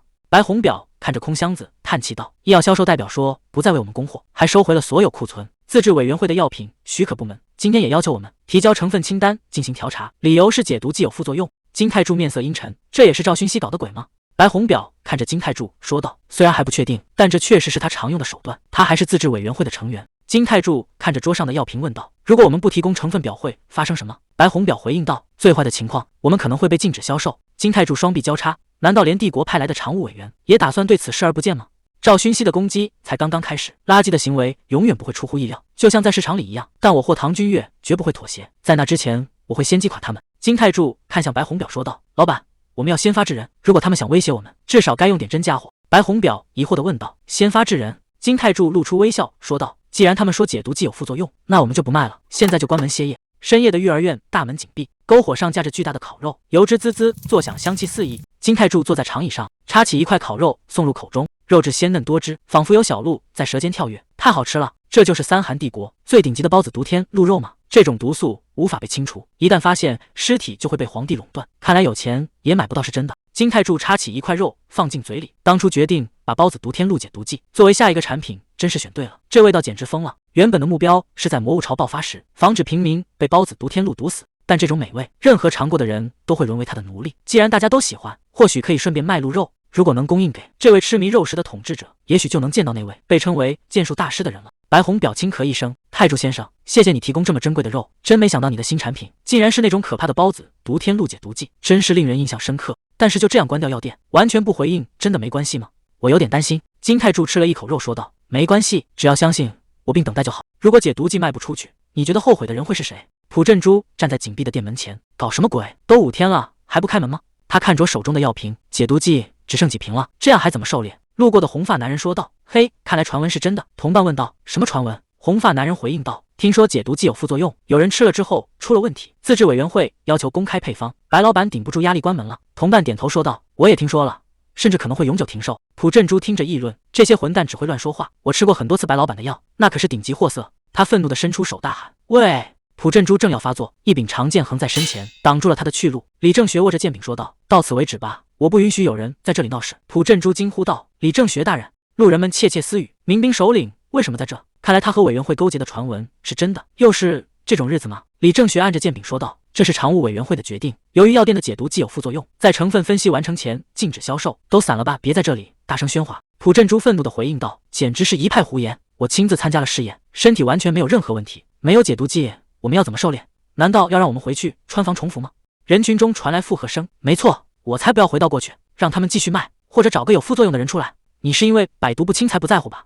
李正学冷笑道，真有意思，垃圾竟然也敢跟我顶嘴了。他眼神冰冷地看向前方，够了，你们还不配让我拔剑，滚吧！该死的官僚，竟然让我处理这种烂摊子，要不是为了少数服从多数。围观的群众纷纷散去，朴振珠环顾四周，依旧站在原地。李正学按住剑柄说道，你还站在那里？看来你把我的话当耳边风，觉得你有实力承担后果吗？朴振珠惊恐地喊道，对不起，随即转身落荒而逃。李正学收起长剑，真是烦人，这种事竟然要我亲自动手，不管是谁在卖那种药，那个叫赵勋熙的家伙，我很快就会解决他，竟敢操纵常务委员会。一辆白色轿车停在路边，赵勋熙拿着手机说道，我赵勋熙真是太感动了，你竟然让那个可怕的李正学为我屈服，就算他是大师，也只是3名常务委员之一，只要明主席和我还在，多数票就能牵制他，他现在能做的只有维持秩序而已，只要没人越界，他就会为了求李的利益保持沉默。正如你所说，只要大师保持安静，一切都会很快结束。我们已经开始了下一步，你会得到丰厚回报，他们撑不过1周，除非钱会从天而降。吴正亨坐在沙发上问道，那是真的吗？金泰柱摊开手回应道，是的，我们会向智异山防卫军提供100万个单位，价格维持在每平5万，总计500亿。吴正亨看着眼前的报价，500亿啊！金泰柱有些紧张，难道是因为我也对军方收全价，所以他不高兴了吗？坐在一旁的副官说道，看来司令官心情很好。金泰柱回应道，啊，原来是这样。吴正亨看向他问道，卖得这么便宜，你们还能有利可图吗？金泰柱愣了一下，副官，预备金能凑出500亿吗？副官立刻回应道，是的，长官，可以凑齐。吴正亨下令道，先支付1半作为定金。金泰柱端起茶杯说道，请等一下，这次交易还包含其他项目。吴正亨疑惑地问道，现在卖的不只有蚊子解毒剂吗？金泰柱喝了一口茶说道，我打算成立公司，最近研发了另一件新产品。金泰柱推开包装纸说道，请尝尝看吧。他端起茶杯，神情自若。吴正亨看着眼前的食物，这是，难道是肉吗？金泰柱回应道，是的，这是专门为您准备的中江大人。吴正亨吃了一口说道，味道不错，最近为了健康我正打算戒肉，既然是新产品就另当别论了。金泰柱放下茶杯说道，那就请献给皇帝陛下吧，他一定会喜欢的。这是包子独天鹿肉。副官猛地转过头，惊讶地问道，就是那种传闻中肉汁像喷泉一样爆发的极品包子独天鹿肉吗？金泰柱微微点头。吴正亨盯着他说道，我观察你很久了，你是如今年轻人中少见的类型，军队正需要你这样的人，你觉得怎么样？有兴趣重新入伍吗？智异山魔兽防卫军位于3韩帝国的边境，我们的使命是控制魔兽巢，并维持他们的种群数量。被任命为这里的指挥官时，我曾感到绝望，守住边境没有任何好处，一旦失败却要承担所有责任。但现在我的机会终于来了。吴正亨看着窗外，包子独天鹿解毒剂。副官推门而入说道，指挥官，定金转账和您的指示都已经完成了，正如您所料，药剂师协会突然选择交易，是因为内部发生了冲突。关于您吩咐的报纸事项，解毒剂合同的独家新闻，明天就会发布。吴振亨坐在位子上说道：“做得好，副官。”盯紧金泰柱，必要时协助他。副官立正回应道：“是长官。”吴振亨露出微笑说道：“这段时间辛苦了，即使在我逝世时，你也一直支持我。”副官回应道：“感谢您的认可，我所有的努力终于有了回报。”吴振亨猛地站起身喊道：“副官！”副官大声回应：“长官！”吴振亨抓住对方肩膀：“让我们抓住机会，一路杀向皇宫。”副官激动地回应道：“是长官，我将誓死追随您。金泰柱万岁！万岁！”九来市郊外金泰柱的家，白红表看着手中的文件说道：“公司成立进展顺利，只要定好名字，剩下的我会尽快处理。”金泰柱回应道：“辛苦了，幸好军事合同顺利达成，吴中将还帮我们铺好了路。”他翻看着报纸，甚至把合同和新药开发当成独家新闻泄露出去。他能爬到指挥官的位置，确实是有原因的。局势已经对我们有利了。首付款的贷款还清了吗？白红表点头说道：“是的，250亿韩元已经到账，我立刻处理掉了。”白红表咬牙说道：“我对那家银行感到恶心，已经断绝了所有往来，注销了全部账户。”金泰柱微笑着说道：“做得好，剩下的资金就用于孤儿院的管理吧。还有，我考虑了很久，我觉得自己无法独自经营公司，我需要一个可靠的伙伴。白红表先生，请和我一起做生意吧。”白红表露出惊讶的神色问道：“什么？跟我吗？我只经营过小药店，恐怕帮不上什么忙。”金泰柱摇了摇头说道：“完全不是，我只知道怎么制药，却不知道怎么销售。没有你的帮助，这门生意做不成。”白红表笑了起来，回应道：“你已经帮了我很多，谢谢你这么看重我。好吧，这生意一定会成功，所以我邀请你加入，分成91开，你拿90%。”不，金泰柱抬起手说道：“白红表先生，你才是负责管理的人，必须全身心投入才行。73开，如果你不接受，我就不干了。我会接受这份谢意，但我不会负责管理。”白红表摊开手，继续说道：“我只是个药店老板，一定有比我更合适的人。”金泰柱问道：“是孤儿院的人吗？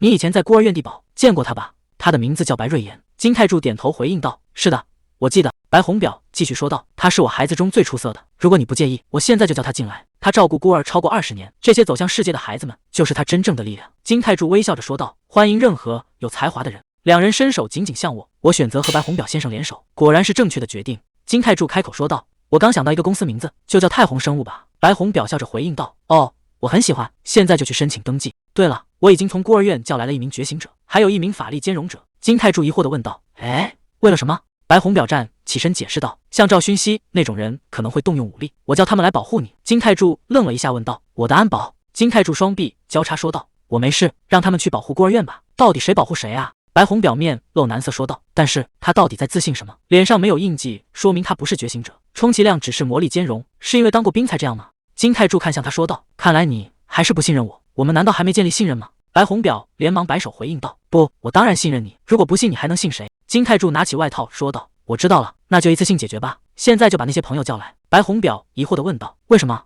金泰柱穿上外套说道：“为了证明我的能力，也为了测试解毒剂，我会和他们一起去狩猎。”这一山魔兽边境地带，一行人向森林深处走去，那就是价值40亿的幻影狐皮大衣吗？真是耀眼。他的装备虽然是顶级的，但脸上没有纹身，如果只是普通人，接下来的路会很危险。白昌勋走上前，拍了拍金泰柱的肩膀，问道：“那个金泰柱先生，接下来会有魔兽出现，我来领路吧。父亲叮嘱我要保护好你。”金泰柱笑着说道：“我说了，直接叫我哥就行。”白昌勋点头说道：“什么？好的，我以为他已经30多岁了，请待在我身后。那件大衣防御虽高，但在战斗中会很累赘，而且我是觉醒者，战斗能力比你强。”看到金泰柱没有回应，白昌勋尴尬地说道：“抱歉，如果我的话让你不舒服了。”金泰柱回应道：“没关系，我已经习惯了。你只是担心我不是觉醒者，晚点再聊，先处理那个。”白昌勋疑惑地问道：“那个？”灌木丛中亮起无数红光，白昌勋惊呼道：“风暴黄鼬！”成群的怪物猛然扑出。该死，这些风暴黄鼬是从什么时候开始出现的？金泰柱俯身冲向地面，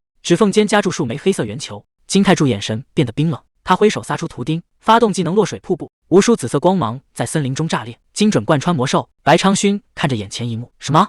虽然单体攻击力不高，但这些风暴黄鼬通常20只成群行动，是非常恐怖的威胁。像我这种等级的玩家，甚至无法伤到他们，但是他们竟然在瞬间就被全部抹杀了。金泰柱拍掉手上的灰尘，偏偏遇到了风暴黄鼬群，根本没时间回收。平时常用的柳叶飞刀，如果那些家伙受伤，我就没法向白老大交代了。为了尽快解决战斗，我只能动用唐门的暗器、暴雨梨花钉和铁珠。金泰柱看着满地残骸，问题是刚才扔出去的暗器全都彻底损毁了，这得花多少钱？这种时候真希望练成了毒灵术第7层，只要挥挥手，暗器就能全部飞回来。白昌勋试探着问道：“那个泰柱哥，听说大师级强者可以隐藏面部纹身，难道你是大师级吗？除此之外没有别的解释。”金泰柱走在林间说道：“我肯定不是觉醒者，这一点可以确定，无论我是什么身份，接下来由我带路。白昌勋迟疑地停下脚步。可是我父亲说过。金泰柱头也不回地说道。行了，行了，我先走一步。白昌勋看着他的背影，泰柱哥，他到底是什么人？一行人在森林中穿行，拨开茂密的灌木，前方出现了一只正在觅食的孢子毒天鹿。白昌勋低声问道：“是孢子毒天鹿？泰柱哥，我们该怎么办？”金泰柱看着远处的生物说道：“看那家伙，他很清楚人类不敢碰他，因为他全身都是毒。”他侧过头命令道：“喝下解毒剂，我们要把它拿下来。”同伴们面露难色。我们要去吗？这东西真的有效吗？白昌勋握着手中的药瓶，孢子毒天鹿解毒剂，听说还在临床试验阶段，真的可以喝吗？不。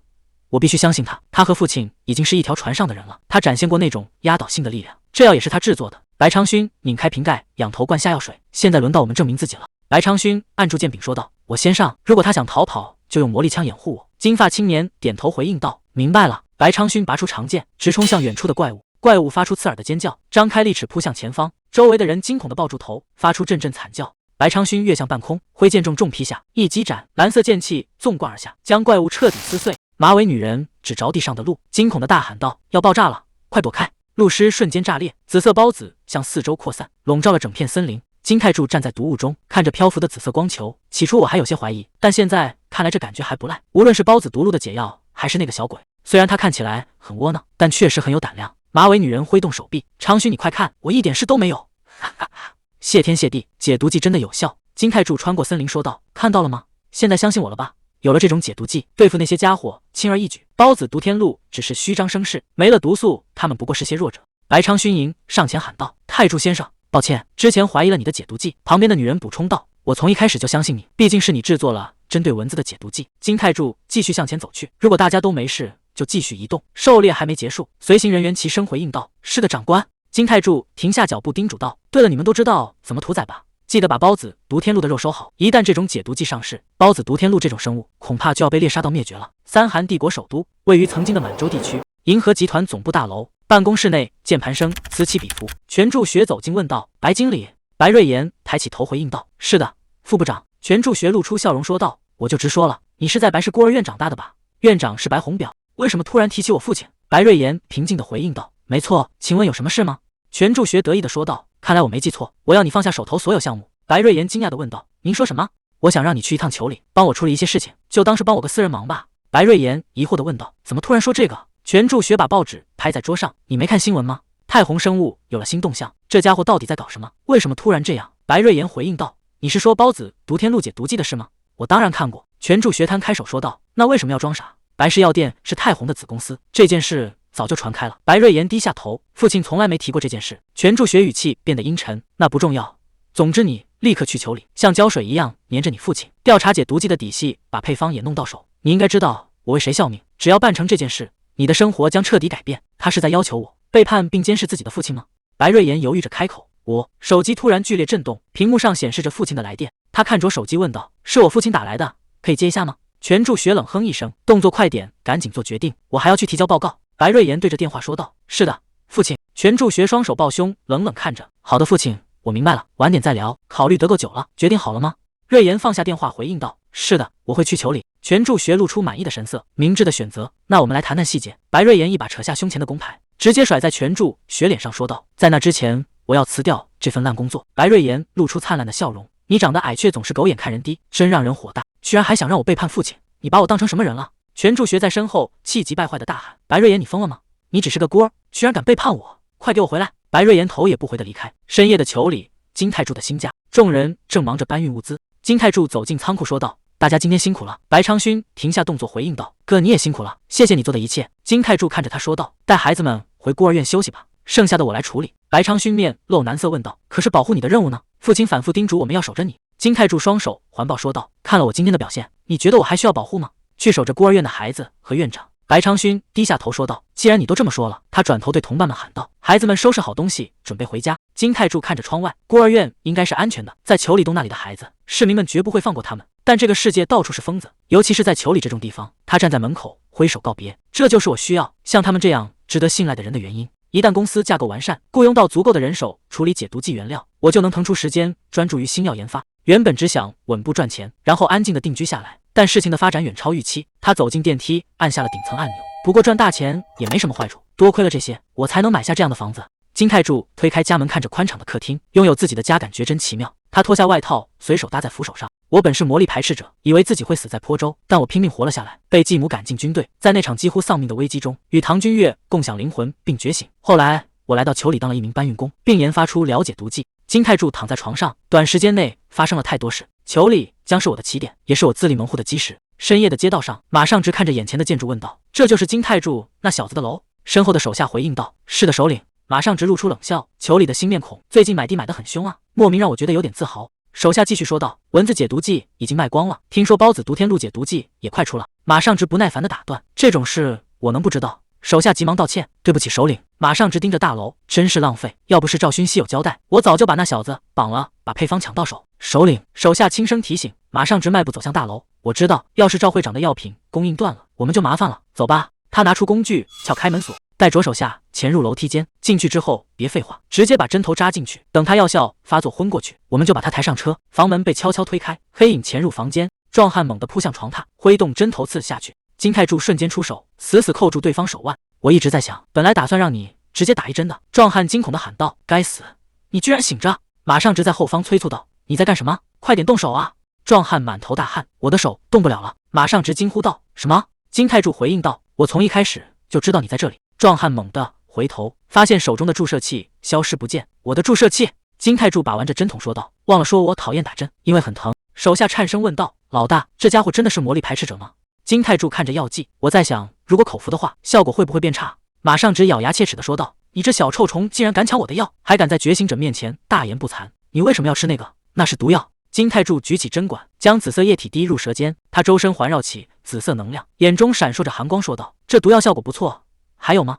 一直有传闻说，裘里贫民窟的帮派在处理毒品分销，自治委员会无法取缔，说明裘里高层一定有人在支持。而这种毒品现在就在我面前，毒也是毒，这是一种我从未尝过的新型毒素，以毒灵功4星的境界，处理这种东西轻而易举。当年绝世毒魔唐君越纵横武林之时，经历过各种毒药、鸦片、迷魂粉、极乐香，他全都尝试过，所以我也不例外。为了提升毒核，我吸收了他们体内的所有毒素。金泰柱按住壮汉的头，怎么样？感觉像是重生了吧？马尚直惊恐地问道：“你怎么吸收了我们体内的毒素？”金泰柱面无表情地说道：“轮到你了，告诉我谁派你来的？”马尚直连连后退，颤抖着回应道：“不，如果我说了，我会被杀掉的。”金泰柱走向前说道：“既然如此，让你也重获新生吧。”建筑内传出凄厉的惨叫，阳光洒在公路上，车辆在城市间穿梭。李正学坐在轿车后排，看着窗外。所以举报人是那个制作蚊子解毒剂的家伙。下属坐在前排回应道：“没错。”他说常直帮闯入他家，试图绑架他时被抓住了。他还说已经确认了幕后黑手，并且掌握了证据，希望民兵队彻底调查，以此证明我们值得信任。李正学捂住额头说道：“果然是赵勋熙，该死！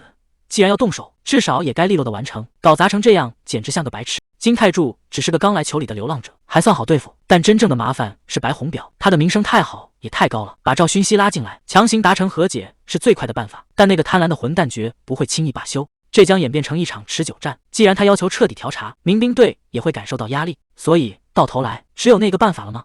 几名壮汉双手被反绑，跪在空地上。马尚直满脸冷汗，神情恍惚地哀求道：“求求你们，再给我一点药。”李正学带着随从走近。哦，这里挺热闹的嘛。白红表迎上前说道：“您来的真快，李大人，还有民兵团的各位。”白红表愣在原地问道：“大人？”李正学面无表情地走过，让开。地上的马尚直依旧在呢喃：“药，给我药。”他俯视着地上的马尚直，缓缓开口道：“马尚直。”李正学拔出长剑，奉陛下之命，在此将你当场处决。他挥剑斩下，一道绿光闪过，挡住了致命一击。金泰柱走上前说道：“到此为止吧，为什么要杀关键证人？”他举起手中的手机，屏幕里播放着视频，视频中的马尚直哀求道：“是药业总裁赵勋熙，他指使人绑架我，还让我染上毒瘾。看你的反应，你应该早就知道了吧？”李正学咬牙问道：“你是谁？”金泰柱面无表情地回应道：“金泰柱啊，那个解毒剂啊。”真的那么多能让我印象深刻吗？哈，这真的是个大交易吗？哎啊！李正学愣在原地，脑海中浮现出往事。你是那时候的那个搬运工小鬼？这张脸似曾相识。金泰柱回应道：“是的。”李正学冷笑着问道：“这么说，是你制作了那份解药？”紫色电光在周身炸裂，他按住刀柄说道：“在裘里这个地方，我的话就是法律。给你最后一个提议，只要那4个人的人头落地，这件事就到此为止。”金泰柱走向前拒绝道：“我不能接受。”李正学拔出长刀，既然如此，那就来阻止我试试。金泰柱侧身躲避，反手掷出数枚飞刀，绿色的能量划破长空，紫色电光在刀刃流转。李正学挥动长刀，将飞刀悉数击落。就是你抓住了那些家伙吗？居然能伤到我，看来你还有点本事。既然如此，李正学周身环绕紫色电光，冷笑着说道：“2次阻碍大师判处死刑。”金太柱握紧手中短刃问道：“大师真的那么了不起吗？我真的很想知道你到底在依靠什么？”他身形如幻影般闪动，在空中留下数道残影，绿色毒气与紫色电光交织。住手！直升机悬停在半空，舱门大开，几道黑影从高空坠下。吴振亨重重落地，震碎脚下地面。吴振亨看向前方说道：“到此为止了。”李正学，好久不见，李正学。李正学看着对面的人问道：“是什么风把你吹到了这？”吴振亨双臂环抱反问道：“我来这里难道还需要许可吗？”李正学脸色阴沉：“我会把这当成军方打算干涉酋里的事务。”吴振亨耸了耸肩回应道：“别误会，今天我不是以军人的身份来的。”他露出一丝冷笑：“今天我只是吴振亨，那就各管各的是吧？”李正学看着对方离去的背影，咬紧牙关。吴振亨走上前问道：“你受伤了吗？”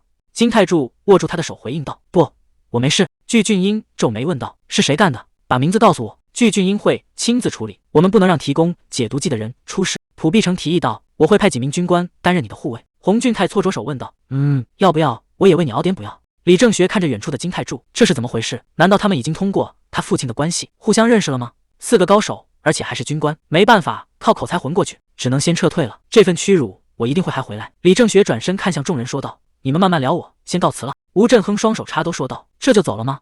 你应该留下来多聊聊。”李正学冷冷地回应道：“我可不像你们这么清闲。”吴振亨露出一丝笑意说道：“真让人惊讶。”李正学停下脚步问道：“惊讶什么？”吴振亨指着身后的部下说道：“既然你这么忙，早该把球里的垃圾清理干净了。如果民兵队处理不了，要我派援军帮你吗？”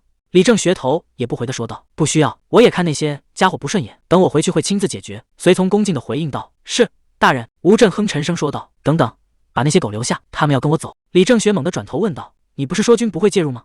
他快步走上前质问：“你到底在干什么？”吴振亨回应道：“你觉得呢？这些混蛋试图绑架我的好朋友，既然我知道了，你觉得我会坐视不管吗？”李正学按住剑柄说道：“这显然违反了帝国法令，如果陛下知道这件事……”吴振亨打断道：“李正学，你以为我是那种你可以随意说教的平庸之辈吗？”他周身爆发出红色电光。李正学露出震惊的神色：“什么？”吴振亨盯着眼前的男人说道：“如果我现在砍下你的头，你觉得陛下会给我什么惩罚？”李正学在威压下咬牙说道：“你竟然做这种事，而且还……”具俊英打断道：“喊什么？你到底要不要让开？”周围的壮汉嘲笑道：“你以为我们不敢动你吗？只要一句话，我们现在就能解决他。”李正学沉默地看着对方，额头渗出冷汗。随从在远处担忧地注视。李正学深吸一口气喊道：“所有人上车，我们要回去了。”部下们低声回应道：“遵命。”吴振亨看着他们离去的背影，那家伙在球里被崇拜得太过头了。金太柱看向他说道：“谢谢你，吴中将。”吴振亨仰头大笑：“别客气，我们已经在同一条船上了，不是吗？”白红表走上前说道：“可真感谢你们一接到电话就立刻赶过来。”吴振亨拍着白红表的肩膀问道：“白老板也没事吧？”金太柱在一旁说道：“刚才真是千钧一发，如果你没给吴中将打电话，后果不堪设想。而且我们还抓住了这些混蛋。”吴振亨伸手按住金太柱：“既然提到了这个，我会亲自处理他们，还有他们背后的人。”金太柱摇头回应道：“不，这是私事。”吴振亨严肃地说道：“这不只是你的问题，如果这些人干扰解毒剂生产，整个军团的安全都会受到威胁。”金太柱沉默片刻回应道：“明白了，一定要确保这件事彻底结束，不再与李正学有任何交集。”李正学，我的飞刀确实划伤了他，4星毒素竟然对宗师无效吗？他完全没有中毒的迹象。如果吴中将当时没有介入，在那样的局面下，我能赢吗？我必须变得更强，变得比现在强大的多。为了不再发生这种事，李正学坐在轿车后座，捂着腹部低声说道：“金太柱，吴振亨，这群该死的混蛋！”他低头看向手背，这是刚才被那小鬼抓伤的地方。难道是毒？绿色纹路在皮肤下像蛛网般疯狂蔓延。他咬紧牙关，冷汗顺着脸颊滑落，发出痛苦的闷哼，右手死死扣住左腕，试图压制那股诡异的绿色能量。绿色纹路在皮肤蔓延，这到底是什么？随从通过后视镜担忧地问道：“会长！”李正学痛苦地咆哮道：“快送我去医院，马上！”黑色轿车在公路上疾驰而过。李正学盯着发光的手臂，这到底是怎么回事？金太柱！直升机掠过云海，机舱内气氛凝重，马上直跪在地上，颤声说道：“我会把我知道的全都告诉你。”吴振亨双手抱胸，冷冷地回应道：“没必要，我们已经全知道了。”他看向身侧呼唤道：“俊泰！”洪俊泰站起身，是。直升机舱门大开，狂风灌入机舱。好了，一个接一个下车吧。袭击者哀求道：“请饶了我吧！”洪俊泰将他们拽向舱门，直接扔了下去，惨叫声瞬间被风声淹没。洪俊泰拍了拍手上的灰尘，说道：“清理完毕。”吴振亨微微点头说道：“很好，顺便把赵勋熙也处理掉。”洪俊泰低头回应道：“是，明白了。”吴振亨看向另外2名部下：“你们2个派兵去太红生物。”部下们齐声应道：“是，长官。”吴振亨拉紧衣领，看向窗外：“我要利用这个机会，牢牢地和金太柱绑在一起。”白瑞妍走在人流中，手机响起，他接通电话说道：“长勋，我刚下车站。”他真的做了那些事，白昌勋回应道：“是真的，他给孤儿院捐了数十亿，甚至已经研制出了解毒剂。上次见到他时，还以为是个骗子，真是难以置信。”白瑞妍坐在出租车里，我现在在车上，回家见。电话那头回应道：“好的，姐姐，一路平安。”白瑞妍看向前方说道：“请带我去白氏孤儿院。”司机点头回应道：“好的。”出租车行驶在山间公路，原来父亲叫我来这里是有原因的。孤儿院里热闹非凡，孩子们在院子里玩耍，白红表正忙着分发食物。白瑞妍走上前说道：“父亲。”白红表笑着迎上前说道：“哦，你来了。”白瑞妍笑着回应道：“当然，既然是父亲叫我，我肯定要来。”白红表拍了拍他的肩膀：“谢谢你，很高兴你能来。”白瑞妍看着沸腾的大锅问道：“今天是怎么了？这是在做什么？”白红表指着锅说道：“看，我们抓到了一只孢子，毒天鹿，正在举行宴会。”白瑞妍露出惊讶的神色：“原来如此，看来昌勋说的是真的。”白红表点头说道：“没错，所以我们现在正要吃它。”他带着白瑞妍走向远处，金泰柱在那边等着，跟我来。金泰柱给孩子们盛着热汤，很烫，慢慢吃。泰柱，这位是白瑞妍。金泰柱转过身，礼貌地打招呼道：“白瑞妍小姐，很高兴见到你，我们以前见过对吧？”他有些不好意思地说道：“你还记得吗？那时候我真的很没礼貌，以后请多多关照，我会努力让太红生物步入正轨的。”金泰柱点头回应道：“那真是太可靠了，谢谢你。”金泰柱停下脚步，看向走来的队伍。兜少校敬礼说道：“长官，兜敏珠少校及19名士兵已分配至太红生物执行安保任务。”金泰柱看着众人说道：“感谢各位到来，但这么多人恐怕没有足够的房间。”兜少校微笑着回应道：“我们带了野营装备。”金泰柱伸出手说道：“兜少校，期待与你合作。”兜少校握紧他的手说道：“我会赌上性命保护您。大家都来吃饭吧，都听到了吗？放下背包，准备用餐，行动起来。我已经不再是孤身一人，现在我拥有了自己的力量。”求理。自治委员会会议室，审判员看着文件说道：“操纵药价，威胁小型药房，游说金融机构，你承认这些指控吗？”赵勋熙低下头，咬紧牙关回应道：“我承认。”赵勋熙走在长廊，那些混蛋收钱的时候很痛快，现在竟然想甩掉我，马上失踪了。金泰柱还活着，他咬紧牙关，到底是哪里出了错？他走进地下车库，现在什么都做不了，只要先躲一阵子，事情总会平息下去。他发动汽车，驶入夜色中的公路，前方亮起红灯，后视镜里一名骑手正紧随其后。赵勋熙看向窗外，怎么回事？一根铁棒击碎车窗，轿车失控冲出悬崖，坠入深不见底的海中，溅起巨大的水花。头盔骑手站在崖边，对着对讲机说道：“任务完成，现在撤回。”